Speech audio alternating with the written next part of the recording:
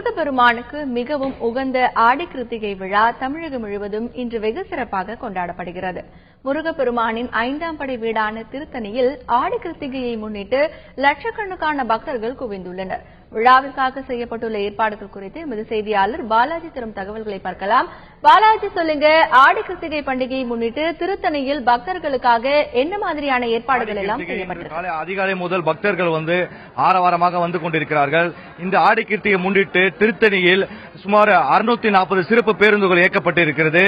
வேலூர், திருவள்ளூர், காஞ்சிபுரம் மாவட்டங்களிலிருந்து 1400 காவலர்கள் குவிக்கப்பட்டிருக்கிறார்கள் பாதுகாப்பு பணிக்காக. மேலும் சென்னை முதல் அரக்கோணம் வரை 3 சிறப்பு ரயில்கள் இயக்கப்பட்டிருக்கு. கடந்த ஆண்டை விட காவலர்கள் இந்த ஆண்டு அதிகமாக குவிக்கப்பட்டிருக்காங்க. பொது பக்தர்களின் பாதுகாப்பு பணிக்காக ஆடி கிருத்திகை அன்று முருகரை தரிசித்தால் இன்ற தினம் அவங்க வாழ்க்கையில் மேல்மேல் நன்மை ஏற்படும் என்பது காரணமாக லட்சக்கணக்கான மக்கள்கள் தற்போது திருத்தணியை நாடி வந்துட்டு இருக்காங்க. மேலும் அழகரா என்ற கோஷங்களை எழுப்பி அவர்களின் முருகனை தரிசிக்க பக்தியுடன் தற்போது வந்து கொண்டிருக்காங்க.